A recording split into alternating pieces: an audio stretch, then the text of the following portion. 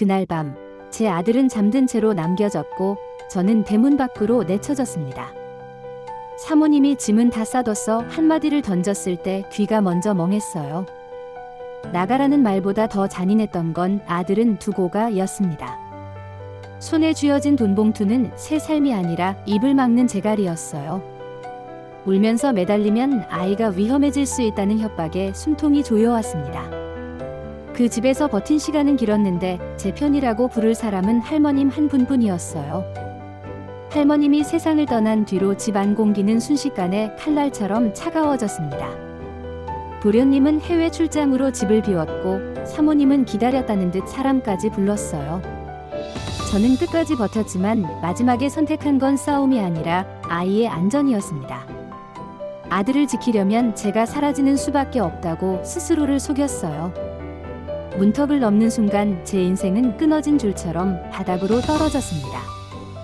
그날 밤부터 저는 길 위에서 제 이름도 마음도 잃어버린 채 떠돌기 시작했어요. 9살 때도 저는 한밤중을 혼자 견뎠습니다. 엄마가 집을 나간 그날 이후로요. 엄마는 멀리 친척집에 다녀온다고 했지만 돌아오지 않았어요. 아버지는 밤새 엄마를 찾다 돌아오지 않았고 저는 캄캄한 집에서 떨었습니다. 다음날 아버지는 지친 얼굴로 돌아와 저를 의심했고 저는 울면서 고개만 저었어요. 그 뒤로 아버지는 농사일로 버텼지만 몸이 서서히 무너져 내렸습니다. 기침이 깊어지고 약봉지가 쌓이고 누워있는 시간이 늘어날수록 제 불안은 커졌어요. 저는 물을 떠다주고 수건을 갈아주며 어린 손으로 할 수 있는 건 다 했습니다. 고모가 찾아와 엄마를 욕했지만 그 말들은 제 속을 더 허물었어요. 아버지는 제 손을 잡은 채로 점점 차가워졌고 결국 제 앞에서 숨이 멎었습니다. 장례가 끝나자 저는 친척집을 전전했고 그곳에서 저는 늘 짐 같은 존재였어요. 학교를 마치면 설거지, 빨래, 밭일이 기다렸고 제 삶은 제 것이 아니었습니다. 20살이 되기도 전에 큰아버지는 저를 살리기보다 떠넘기려는 얼굴로 불렀어요.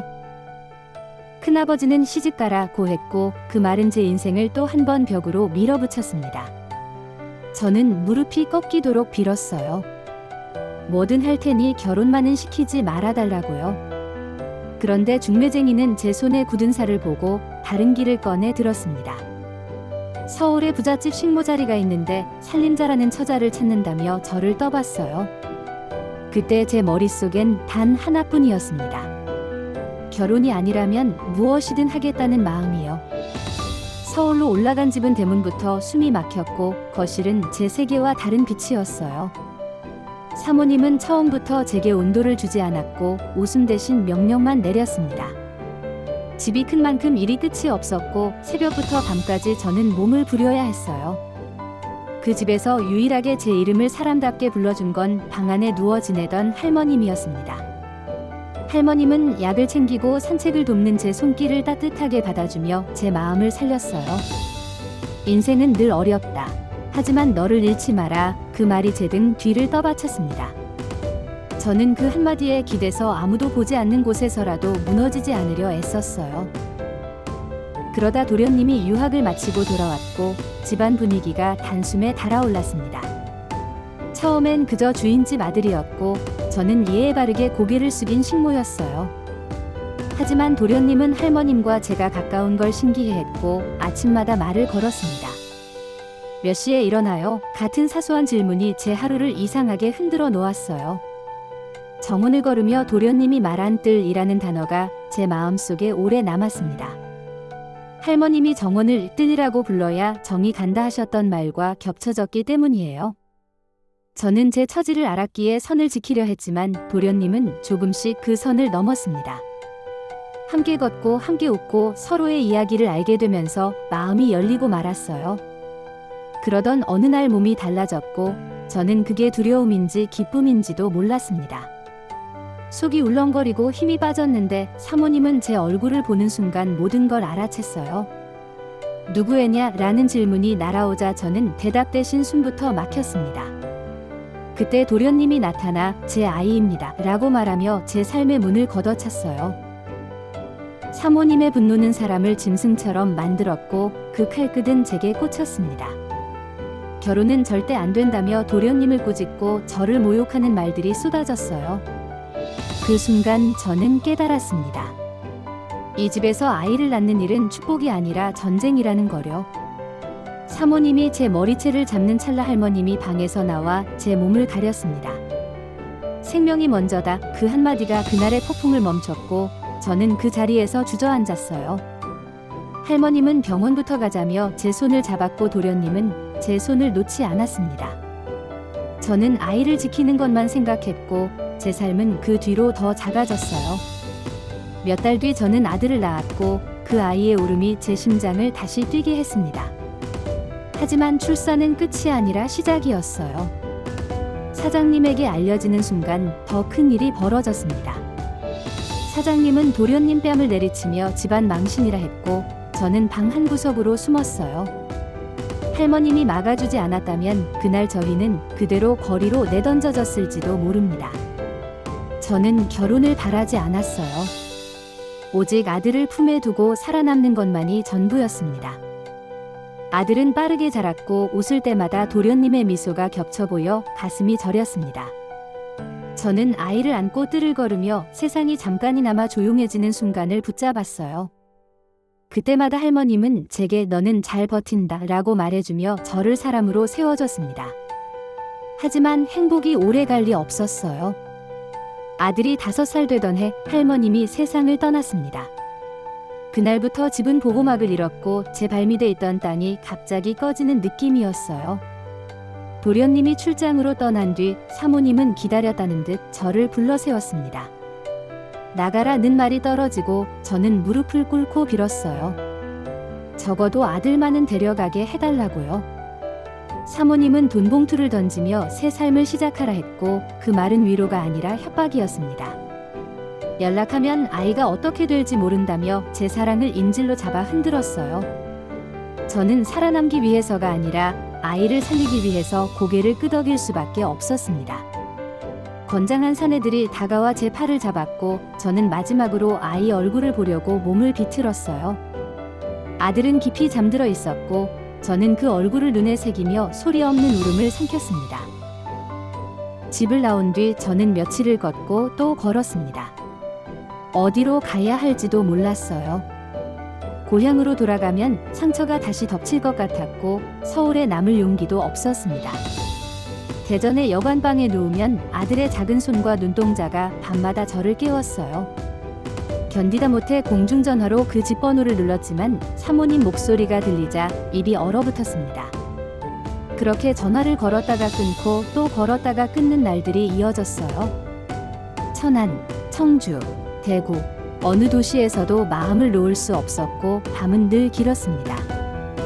저는 하루하루를 버티며 제 안에서 무너지는 소리를 듣는 사람이 됐어요. 그러다 부산역에 내렸을 때 바다 냄새가 얼굴을 스치고 이상하게 숨이 조금 트였습니다.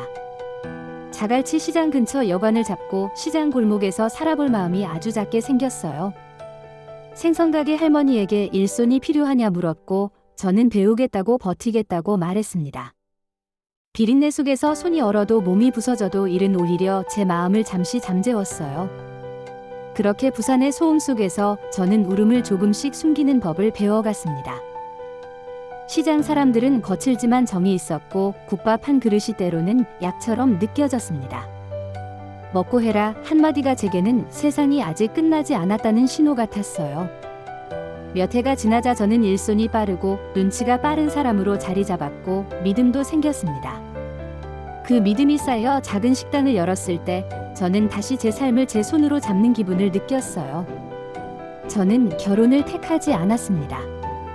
사랑을 떠나서가 아니라 상처가 너무 깊어 누구도 드릴 수 없었어요. 식당은 바쁘면 바쁠수록 좋았습니다. 바쁠수록 아들 생각이 잠깐이라도 멀어졌으니까요. 그래도 간판을 볼 때마다 마음 한구석이 비는 소리가 들렸습니다.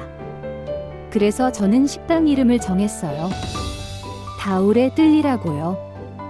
다울은 아들을 부르던 애칭이었고 뜰은 그 집에서 아들과 숨쉬던 정원의 기억이었습니다. 아들 이름은 달랐지만 제 마음속에서 그 아이는 언제나 다울이었어요. 간판을 달던 날 저는 혼자 가게 앞에 서서 오래 바라봤고 눈물이 목까지 차올랐습니다. 누구도 모르게 저는 그 간판을 제 삶의 증거처럼 품고 살아가기로 했어요.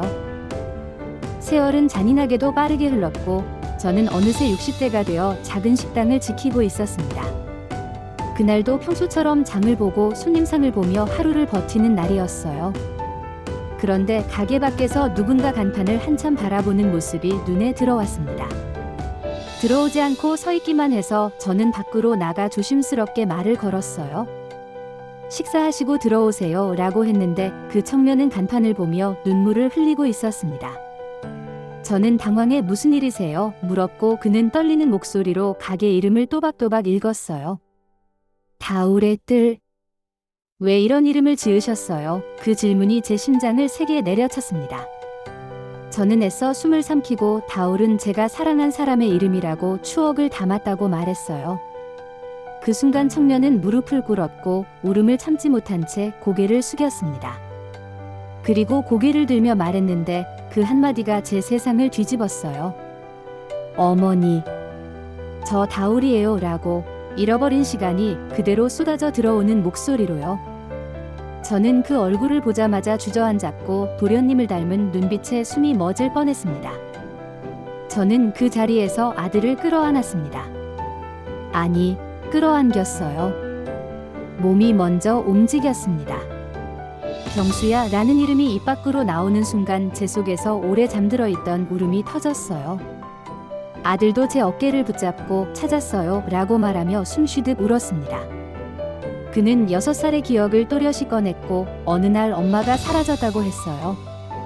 사모님은 제가 떠났다고, 나중에는 세상을 떠났다고 했고 그 말이 평생 그를 괴롭혔습니다. 아들은 제게 희망을 버리지 못했다고 했어요. 어디선가 살아있을 거라는 믿음 하나로 버텼다고요. 저는 미안하다는 말밖에 할 수 없었고 그 미안함이 제 손끝까지 떨리게 했습니다. 그는 저를 원망하지 않았어요. 오히려 살아있어 줘서 고맙다고 이제는 곁에 있겠다고 했습니다. 그 말에 저는 처음으로 살아남은 날들이 헛되지 않았다고 믿어보고 싶어졌어요. 저희는 가게 안으로 들어가 뜨거운 국을 앞에 두고도 한참을 말없이 서로를 바라봤습니다. 잃어버린 세월은 되돌릴 수 없지만 지금 이 순간만큼은 놓치고 싶지 않았어요. 저는 조심스럽게 당부했습니다. 아버지에게는 제 이야기를 말하지 말자고, 괜히 상처를 다시 열지 말자고요. 그날 이후 아들은 종종 가게에 왔고 저는 아들의 얼굴을 보며 하루를 버틸 힘을 얻었습니다. 저는 여전히 작은 식당을 지키지만 이제는 문을 열 때마다 가슴이 덜 비어 있어요. 제가 평생 숨겨온 이름이 누군가에게는 길이 되어 저를 찾아오게 했다는 사실이 믿기지 않습니다. 저는 아주 오래 어둠 속에서 살았지만 끝내 완전히 꺼지지 않은 마음 하나가 있었어요. 그 마음이 저를 살렸고 저를 떠돌게 했고 저를 다시 박짓게 만들었고 저를 여기 세워뒀습니다. 아들을 뺏겼던 날 저는 모든 걸 잃었다고 생각했는데 시간이 지나 다시 품을 수 있었어요. 인생은 잔인하게도 늦게 답을 주지만 어떤 날은 그 답이 눈물 속에서 도착합니다. 저는 아직도 그날의 문턱과 아들의 잠든 얼굴을 잊지 못하지만 이제는 그 기억만으로 살지 않아요. 아들이 살아서 제 앞에 서 있는 오늘이 제 과거를 조금은 덜 무섭게 바꿔줍니다. 이 이야기를 듣는 여러분도 지금 어둠 속에 있다면 부디 마음속 작은 불씨 하나는 놓지 않았으면 좋겠어요. 언젠가 그 불씨가 뜻밖의 길이 되어 여러분을 여러분이 그리던 자리로 데려갈 수도 있으니까요. 다음 영상도 놓치지 마세요.